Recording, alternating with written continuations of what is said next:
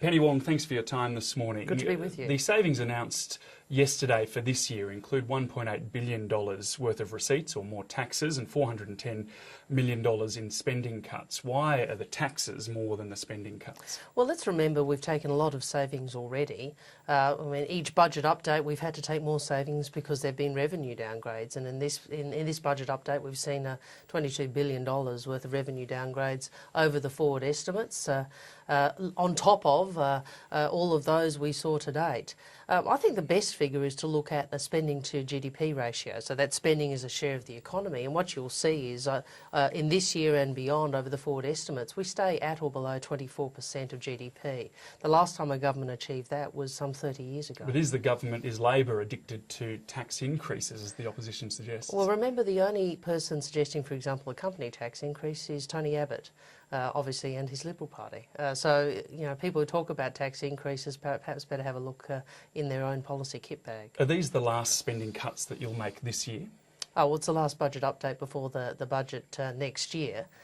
So there'll be this no is more adjustments if conditions deteriorate. This is further? the budget update that we've just handed down. I mean, the government said for some time, look, we will run the right fiscal strategy for the economic circumstances, and the reason we want to bring the budget back to surplus, to give the Reserve Bank room to move, is because the economic circumstances are low unemployment, an economy growing at trend, and an investment pipeline. And in those circumstances, this is the right fiscal strategy. But if revenue takes another big hit, then you would have to make adjustments to achieve that surplus, wouldn't you? And we certainly have to date. Between now and May. Well, I mean, these are hypotheticals. To date, we've taken savings not only to offset new spending, but also to offset revenue downgrades, and we've done so because the economic circumstances have meant that's appropriate.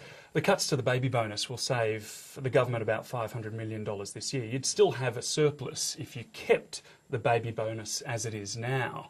Why cut it?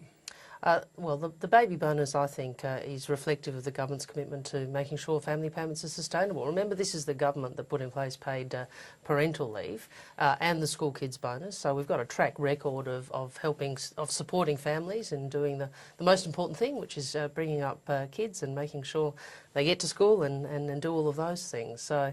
But ultimately, we've also got to make sure that the baby bonus and the family payment system is sustainable. That's what this is about. Should it be phased out then? Look, I think this is a sensible position we've got to. People do have upfront costs. When you have a child, you've got to buy the pram and the cot and the change table and everything else. It's sensible to have that support, but it's also sensible to ensure this is sustainable over time. A business is going to have to pay 14 months' worth of tax in 12 months.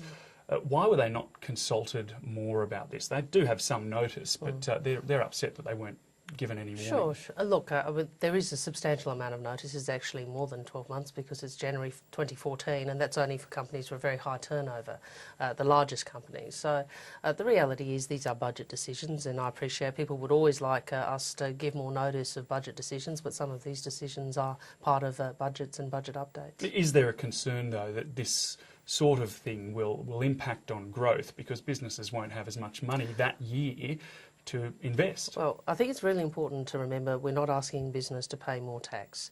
We're asking them to pay tax in a different time frame. But so that year they will pay more tax. But they're paying it monthly, like they pay GST, and like many, and obviously, employees pay more often than that. Pardon me, but we're not asking them to pay more tax. We're just asking them to change the timing. Senator Penny Wong, thanks for your time. Good to be with you.